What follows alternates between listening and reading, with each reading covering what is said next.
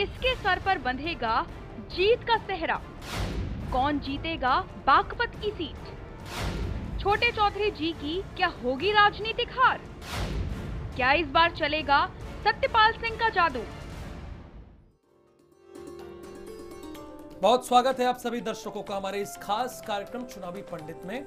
इस प्रोग्राम में ज्योतिष के आधार पर हम आपको ये बताने की कोशिश करते हैं, हमारे चुनावी पंडित बताते हैं कि लोकसभा चुनाव 2019 से जुड़ी कुछ रोचक जानकारियां। तो आज का हमारा जो टॉपिक है वो बागपत से भाजपा प्रत्याशी सत्यपाल सिंह, जो कि कभी मुंबई के आचार्य जी कमिश्नर भी रहे हैं जी और केंद्रीय में मंत्री भी हैं। तो आरएलडी से प्रत्याशी जयंत चौधरी 2009 में जीत तो गए थे, 2014 में हार गए थे, लेकिन इस बार उनकी किस्मत क्या कह रही है, इनकी कुंडली का सबसे सटीक विश्लेषण बताने के लिए हमारे साथ मौजूद है। एक बार फिर से इनका स्वागत कीजिए। ध्यान ही दीजिएगा, ये हम आपको कोई जातीय समीकरण की बात नहीं कर रहे हैं कि भैया जातीय समीकरण क्या है, माहौल क्या है, मुद्दा क्या है। ये ज्योतिष का क्या गणित है आचार्य जी? ज्योतिष का गणित है ना, शुद्ध ज्योतिषी। तो ज्योतिष के जो गणित के आधार पर है, जो सत्यपाल सिंह की कुंडली हो गई जी, और जो बागपत के छोटे चौधरी हैं जिनका नाम जयंत जी है जी, उनकी कुंडली के बारे में आचार्य जी बताएंगे विस्तृत तौर पर। तो क्या सितारे कह रहे हैं, जयंत से पहले शुरुआत करते हैं आचार्य जी। जी देखिए, जयंत जी की जो जन्म कुंडली है वर्तमान समय में उनकी स्थिति बहुत अच्छी नहीं है।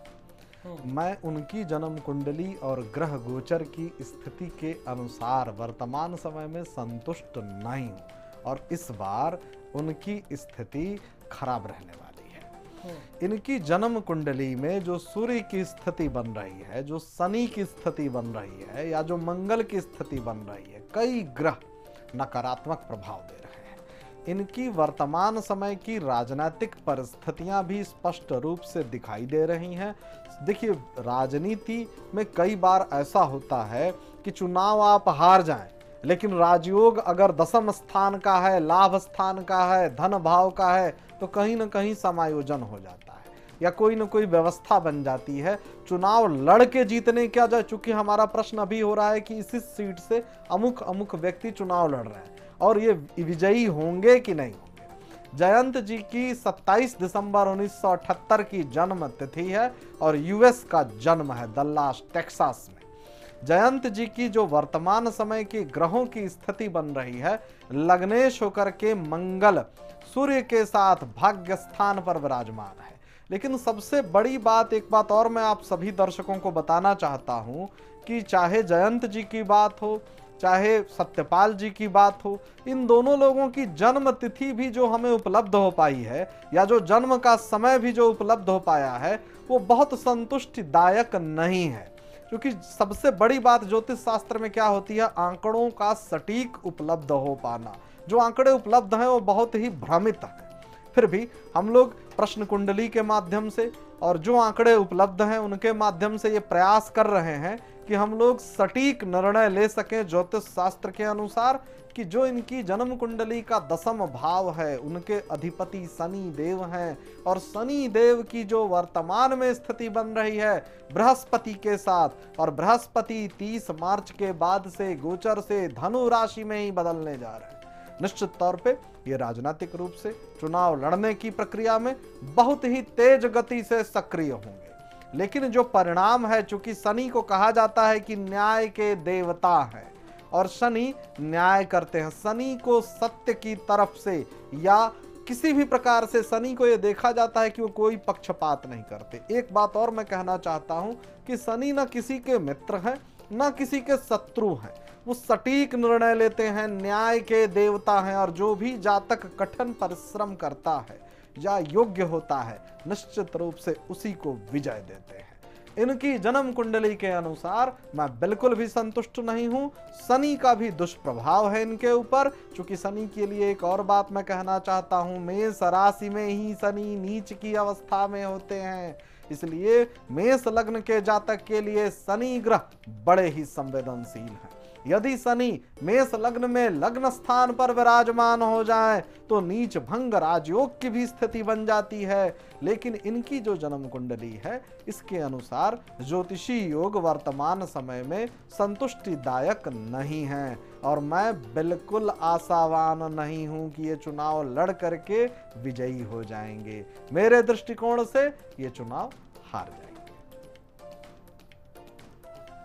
तो आचार्य जी एक चीज और बताइए जी कि जयंत चौधरी की कुंडली तो आपने बता दी जी। तो यानी इनकी गद्दी का योग नहीं है, आप ऐसा बता रहे कि लगभग बहुत मुश्किल है, क्यों क्या वजह है? देखिए शनि की स्थिति, चूंकि हम अभी बात कर रहे हैं चुनाव लड़के, देखिए मैंने साफ साफ कहा जैसे स्मृति ईरानी जी की कुंडली थी, वो चुनाव हार जाए लेकिन सूर्य बुध का दशम का योग वो उनको राजयोग दे रहा था। लेकिन जब चुनाव लड़ने की बात आती है तब शनि चंद्रमा बाकी के ग्रहों की स्थिति देखना बड़ा ही महत्वपूर्ण है। ये चुनाव लड़के विजयी होने वाली बात हम लोग कर रहे हैं और इस प्रक्रिया में निश्चित रूप से इनकी हार होनी चाहिए। हालांकि इनके आंकड़े मैं फिर से कह रहा हूं कि बड़ा संतुष्टिदायक नहीं है। जो आंकड़े हमारे पास उपलब्ध हैं वो कितने सही हैं, चाहे वो जन्म तिथि की बात हो, जन्म समय की बात हो, क्योंकि इनका जन्म स्थान भी विदेश का है, यूएस का है, टेक्सास का है। फिर भी जो आंकड़े हमारे पास उपलब्ध हैं उसके अनुसार इनकी जन्म कुंडली वर्तमान समय में शुभ फल देने की स्थिति में नहीं है। और जब हम स्पेसिफिक बात कर रहे हैं चुनाव लड़ने की, चुनाव लड़ करके जीतने की, तो निश्चित रूप से इनकी जन्म कुंडली वर्तमान समय में इनको समर्थन नहीं दे रही है। तो 2019 के चुनाव के लिए पंडित जी इन्हें जयंत चौधरी को क्या क्या सावधानियां बरतनी चाहिए? कुछ उपाय भी तो होगा ना, चूंकि बड़े जोश खरोश से लड़ रहे हैं। बिल्कुल बिल्कुल, बहुत महत्वपूर्ण बात आप कह रहे हैं कि बहुत ही जोश से, बड़े ही सक्रियता के साथ राजनीति में इनका दोबारा से प्रयास हो रहा है। मैं इनसे एक ही बात कहूंगा कि शनि को कठिन परिश्रम प्रिय है और शनि जनता की सेवा को पसंद करते हैं। जो गरीब लोग हैं, जो निर्धन लोग हैं, जो सबसे कमजोर लोग हैं, उनकी सेवा करें, उनको दक्षिणा दें, उनको भोजन कराएं, उनको गरीबों की मदद करें।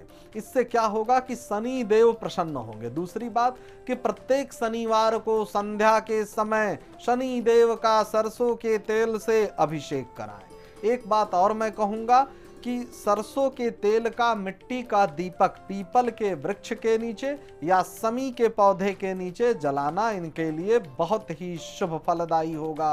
और एक सबसे महत्वपूर्ण बात कि जहां कहीं भी ये चुनाव प्रचार में या राजनीतिक गतिविधियों में निकल रहे हों, निकलते समय समी वृक्ष को प्रणाम करके दर्शन करके निकलें। इससे इनको निश्चित रूप से लाभ होगा। और साथ ही साथ मैं कहूँगा हनुमान जी की आराधना अवश्य करें, सुंदर कांड का नियमित रूप से पाठ करें ताकि जो चुनाव की प्रक्रिया है इसमें इनको लाभ मिले। तो आचार्य जी गठबंधन चुकी है और गठबंधन के साथ बहुत स्वाभाविक है कि मायावती और अखिलेश यादव की कुंडली भी इनके साथ तो जुड़ेगी ना? बिल्कुल जुड़ेगी, क्योंकि गठबंधन में शामिल है। भले ही आरएलडी का एक चुनाव चिन्ह उनके पास होगा, लेकिन इन दोनों लोगों का सही, चूंकि आप कह रहे हैं थोड़ा सा गड़बड़ है, तो क्या इन दोनों की कुंडलियों का लाभ इन्हें मिलेगा? कोई मेल नहीं है। देखिए बहन जी की जो जन्म कुंडली मेरे पास उपलब्ध है, उस जन्म कुंडली में बहुत ही प्रबल कुछ राजयोग मैंने देखे, जैसे मंगल का राजयोग, शनि का राजयोग, राहु का राजयोग, उनकी जन्म कुंडली प्रबल है। लेकिन जयंत जी की जब बात करते हैं तो वो कम, हाँ अखिलेश जी की कुंडली मजबूत स्थिति में, क्योंकि चंद्रमा की स्थिति, शनि की स्थिति, लेकिन जब आपस में तीनों को जोड़ते हैं तो वो तालमेल फिर खराब हो जाता है। कई बार ऐसा होता है कि एक जन्म कुंडली अपने आप में तो बलशाली है, लेकिन जब इन तीनों लोगों को जोड़ के देखा जाए तब वो बात नहीं आ पा रही है। तो क्या कांटे का मुकाबला भी नहीं देखने को मिलेगा? हाँ, कांटे का मुकाबला तो होगा। कांटे का मुकाबला इस वजह से होगा, देखिए इसके कई कारण होते हैं। कई बार हम लोग जो ज्योतिष शास्त्र के अनुसार विश्लेषण करते हैं वो विश्लेषण अधूरा रह जाता है, क्योंकि एक जातक का तो हम विश्लेषण कर रहे होते हैं, लेकिन इनके विरोध में जो जातक उसी सीट से कई जातक लड़ रहे होते हैं, उन सबके यदि आंकड़े सटीक हों तब तो ये विश्लेषण बड़ा ही ईमानदारी भरा और बड़ा ही व्यवस्थित हो सकता है। क्योंकि मंगल, शनि, चंद्रमा, इन ग्रहों की बड़ी प्रबल भूमिका होती है जब आप चुनाव लड़ते हैं, और इसमें जनता का योगदान होता है, राजा का चुनाव होता है, मुखिया का चुनाव होता है, प्रमुख व्यक्ति का चुनाव होता है। शनि चंद्रमा, मंगल, बृहस्पति और सूर्य जैसे ग्रहों की बड़ी ही विशिष्ट इसमें प्रबल भूमिका होती है। चलिए यहां हम रुक रहे हैं एक छोटे से ब्रेक के लिए और अपने दर्शकों को ये बता दें कि आचार्य जी ने बहुत क्लियर कहा, देखिए भैया जातीय समीकरण की बात नहीं हो रही है और ना वहां पर किसका कितना असर है, ये ज्योतिष के आधार पर है। और एक चीज जैन जी भी इस बात को जान लें और सत्यपाल सिंह जी भी, जिसके बाद ब्रेक के बाद बात करेंगे। ये जो आपकी कुंडली है ना, टाइमिंग बहुत महत्व है। अगर टाइमिंग सही होगा तो ये सटीक विश्लेषण आपको मिलेगा। आगे बात करेंगे सत्यपाल सिंह की। किसके सर पर बंधेगा जीत का सेहरा? कौन जीतेगा बागपत की सीट? छोटे चौधरी जी की क्या होगी राजनीतिक हार? क्या इस बार चलेगा सत्यपाल सिंह का जादू? तो बहुत स्वाभाविक है, जादू चलेगा या नहीं चलेगा ये आपको पंडित जी बताएंगे, बहुत क्लियर बताएंगे। अब पंडित जी हम लोग बात कर लेते हैं मुंबई के पूर्व कमिश्नर और अभी वर्तमान में केंद्र में मंत्री हैं और जो बागपत से लड़ रहे हैं जी, सत्यपाल सिंह की भाग्य रेखा क्या कह रही है, ये भी जरा बता दीजिए। जी बिल्कुल, सत्यपाल जी के साथ भी जो जन्म कुंडली के जो आंकड़े हमें उपलब्ध हुए वो आंकड़े अधूरे हैं।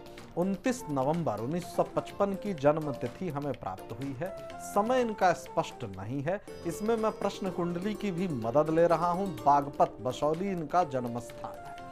मीन लग्न मैंने इनकी बनाई है और भाग्य स्थान पर सूर्य, शनि, राहु और बुध का योग बन रहा है। एक बड़ी ही महत्वपूर्ण स्थिति इनकी जन्म कुंडली में मैंने देखी कि भाग्येश मंगल की पूर्ण दृष्टि अपने स्वयं के घर पर। देखिए, प्रशासनिक पद में उच्च पद पर तो ये आसीन थे ही, मुंबई जैसे स्थान पे कमिश्नर पद के ऊपर रहना। दूसरी बात कि बृहस्पति लग्नेश और दशमेश होकर के 30 मार्च के बाद गोचर परिवर्तन कर रहे हैं स्वयं के घर में दशम भाव में, और लग्नेश और दशमेश होकर के दिग्बली हो रहे हैं।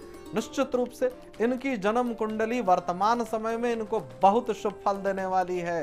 चंद्रमा उच्च की राशि में, वृष राशि में अपनी उच्च की अवस्था में विराजमान है, और यदि शनि की बात की जाए तो वो भी भाग्य स्थान पर लाभेश होकर के विराजमान है और पूर्ण दृष्टि से लाभ स्थान को देख रहे हैं।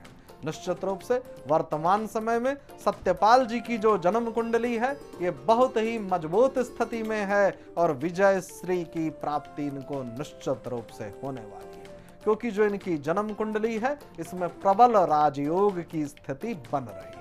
इनकी जन्म कुंडली में क्योंकि हम लोग चुनाव लड़ने को लेकर के और चुनाव लड़ करके जीतने के लेकर के उस पर ज्योतिष शास्त्र के अनुसार विश्लेषण कर रहे हैं, तो मेरे हिसाब से ये जन्म कुंडली बहुत ही शुभ परिणाम इनको देने वाली है। पंडित जी, यानी आप ये कह रहे हैं कि सत्यपाल सिंह के लिए बागपत लकी रहेगा? लकी रहेगा, बिल्कुल बिल्कुल लकी रहेगा और ये चुनाव जीतेंगे। अच्छा, ये चुनाव जीतेंगे। अच्छा, जरा ये भी बताइए ना जी। आप पंडित जी क्लियर कीजिए। अब चूंकि आपने कहा कि बागपत से छोटे चौधरी की मामला थोड़ा सा खराब है उनका खराब है, इनकी अच्छी है, तो क्या इसमें जिस वक्त इन्होंने नामांकन किया, हाँ। जिस वक्त चुनाव की तारीख है, क्या वो भी कुछ फर्क पड़ेगा, असर डालेगा? बिल्कुल फर्क पड़ता है। जब भी हम कोई भी निर्णय अशुभ समय में लेते हैं तो उस अशुभ समय की छाया उस निर्णय पर स्पष्ट रूप से देखने को मिलता है। इसीलिए मुहूर्त विज्ञान अपने आप में एक अलग विज्ञान है। ज्योतिष शास्त्र का सबसे महत्वपूर्ण हिस्सा है मुहूर्त विज्ञान, और मुहूर्त विज्ञान के अनुसार यदि आप शुभ समय पे सही मुहूर्त पे नामांकन की प्रक्रिया को संपन्न करते हैं और सही सटीक निर्णय लेते हैं, निश्चित रूप से आपके जीतने की जो स्थिति होती है उतनी ही मजबूत हो जाती है। लेकिन इसका यह अर्थ नहीं है कि अगर कुंडली के ग्रह निर्बल हों, कमजोर हों, तो चाहे किसी मुहूर्त में आप नामांकन करिए, हार निश्चित है। लेकिन यदि राजयोग है तो इसका यह भी अर्थ नहीं है कि बिल्कुल आप उस समय को ही खत्म कर दीजिए जो शुभ समय है, तो फिर जीत नहीं होगी। सही समय का बहुत ध्यान रखना चाहिए, बहुत ध्यान। और अच्छा ये बताइए कि 2019 के इस चुनाव में जी सतपाल सिंह को क्या क्या सावधानियां बरतनी चाहिए? क्योंकि अभी तो आपने ऐसा बता दिया ज्योतिष के आधार पर कि मामला इनके फेवर में है सत्यपाल सिंह के जी, तो कुछ सावधानियां भी इनके लिए? बिल्कुल, इनको सबसे पहले तो मैं कहूंगा स्वास्थ्य से संबंधित सावधानियां रखनी है, क्योंकि मंगल ग्रह इनको समर्थन तो दे रहा है, लेकिन मंगल ग्रह अभी तुरंत कुछ ही दिनों पहले 20-22 तारीख के आसपास से राशि परिवर्तन की जिस स्थिति से गुजरा है, इनके स्वास्थ्य पर दुष्प्रभाव डालेगा। दूसरा, पूर्ण दृष्टि से अपने स्वयं के घर को, मेष राशि को देख रहा है, तो उसके अनुसार इनकी वाणी पर इसका दुष्प्रभाव पड़ेगा। और जो वर्तमान समय में राजनीति की स्थिति है, वाणी को बहुत ही धैर्य से, संयम से वाणी का प्रयोग करें, इससे इनकी पद प्रतिष्ठा पर इसका प्रभाव देखने को मिलेगा। दूसरी बात, स्वास्थ्य का विशेष रूप से ध्यान रखें। हनुमान जी की नित्य नियमित आराधना करें। मंगल ग्रह की जो अकारकत्व की स्थिति है, जो अशुभता है, वो धीरे धीरे समाप्त हो जाएगी, कम होने लग जाएगी। अच्छा पंडित जी, एक चीज और जरा बताइए जी कि इस चुनाव में, चूंकि आपने तो पूरी कुंडली देखी, प्रश्न कुंडली का भी जिक्र कर रहे हैं, उसमें तो भैया एक एक दिन का और एक एक घंटे का हिसाब होता है, बिल्कुल, जैसा कि आप बता रहे थे। बिल्कुल, हर तो 2-2 घंटे के अनुपात में लग्न बदलती है। अब ये कौन सी लाइन लेकर चलें? जी, क्योंकि इनके साथ भले ही जयंत चौधरी के सितारे आप कह रहे हैं कि थोड़ा कमजोर हैं, हाँ, लेकिन महागठबंधन के प्रत्याशी उनके साथ भी कुछ समीकरण है, तो कौन सी लाइन लेकर इन्हें चलनी चाहिए? देखिए, मैं राजनीति के विषय में कोई टिक्का टिप्पणी नहीं करना चाहूंगा। मैं सिर्फ एक बात ज्योतिष कहना के आधार चाहता पर हूं कि जो शनि की स्थिति है, शनि तभी जयंत जी को न्याय देगा जब वो बिल्कुल गरीब से गरीब व्यक्ति की बात उठाए, बिल्कुल गरीब से गरीब व्यक्ति की, क्योंकि शनि को यही पसंद है। शनि निर्धन, गरीब, दरिद्र व्यक्तियों की सेवा करने वाले व्यक्ति को राजा बनाता है। और यही बात मैं इनसे भी कहूंगा, सतपाल जी से भी, कि मंगल की स्थिति, शनि चूंकि भाग्य स्थान पर है, तो वर्तमान समय में तो जो इनको पद प्रतिष्ठा मान सम्मान मिल रहा है, शनि की बहुत बड़ी अनुग्रह है इनके ऊपर, बहुत बड़ी कृपा है। लेकिन ये आगे बनी रहे, इसके लिए निर्धन लोगों की, गरीब लोगों की बिल्कुल सेवा करिए और तन मन धन से सेवा करिए। जनता की सेवा करना ही आपका सबसे बड़ा धर्म है। तो पंडित जी, अब चूंकि आपने दोनों लोगों को बता दिया, बहुत क्लियर है ना कि दोनों लोग निर्बल की सेवा करें। बिल्कुल। अब तो फायदा फिर अब पता नहीं शनि किस पर खुश हो जाए, ये बिल्कुल, भी तो है ना? बिल्कुल, लेकिन दोनों को ये काम करना होगा, बिल्कुल करना होगा, यही करना चाहिए। चूंकि शनि का लोकतांत्रिक प्रक्रिया में, ज्योतिष शास्त्र के अनुसार, जब हम जीतने की बात करते हैं, चुनाव लड़ने की बात करते हैं, तो शनि और चंद्रमा, चूंकि चंद्रमा उनकी उच्च की स्थिति में तो है, लेकिन राहु से दृष्टि भी है। राहु भयभीत करेगा, बाधा डालेगा, विघ्न डालेगा, भय आएगी, चिंता आएगी। तो इसलिए राहु का दुष्प्रभाव आपके ऊपर ना पड़े और शनि की शुभ कृपा हो, ये उपाय सर्वोपरि है। ठीक है पंडित जी, आपने ये तो बता दिया कि ये दरिद्र निर्धन लोगों की सेवा करें जी। अब जरा दोनों लोगों के बारे में बताइए। दोनों लोगों के बारे में बताना ये है जी कि मैं जानना ही चाह रहा हूँ कि कौन सी लाइन लेकर वो चलें, लोगों के बीच में जाएं। ये तो व्यक्तिगत काम हो गया ना, गए वो सेवा करके चले आए, चूंकि 5 साल रहे। कौन सी लाइन लेके जैन चले, कौन सी लाइन लेके ये चले? ज्योतिष के आधार पर दोनों की कुंडली आपने देखी है, मतलब कौन सा मुद्दा? बिल्कुल, बहुत सही बात आपने कही। देखिए, सबसे बड़ी बात, बृहस्पति मंगल के प्रभाव का जो अशुभ प्रभाव है वो दूर होगा जब ये बेरोजगारी की बात करेंगे। राइट, ये किसके लिए है? ये दोनों लोगों पर लागू होगा। अच्छा, दोनों लोग, क्योंकि मंगल इनके अष्टम भाव से धन भाव को देख रहा है, तो जब तक गरीबी दूर करने की बात ये लोग नहीं करेंगे, ठीक है, बेरोजगारी दूर करने की बात नहीं करेंगे, और रोजी रोजगार, चूंकि लग्नेश और दशमेश दोनों ही इनके बृहस्पति हैं और बृहस्पति बहुत ही शुभ ग्रह है, तो जब तक जनता को शुभ चीजों का प्रभाव नहीं होगा, तब तक वो ग्रह, जैसे हम लोग कहते हैं ना कि परिवार में आप पिता की सेवा करिए तो सूर्य अपने आप अच्छा फल देगा, चाचा की सेवा करिए तो अपने आप 12वां स्थान अशुभ की जगह शुभ फल देगा, भाई बहनों के साथ गलत व्यवहार ना करिए तो तृतीय स्थान शुभ हो जाएगा। ठीक उसी प्रकार राजनीति में जब हम सवाल करते हैं कि कैसे हम चुनाव लड़ें और जीत जाएं और जनता के बीच में किन किन मुद्दों के साथ जाएं, तो दशम स्थान रोजी रोजगार, भाग्य स्थान शनि, उसमें गरीबी।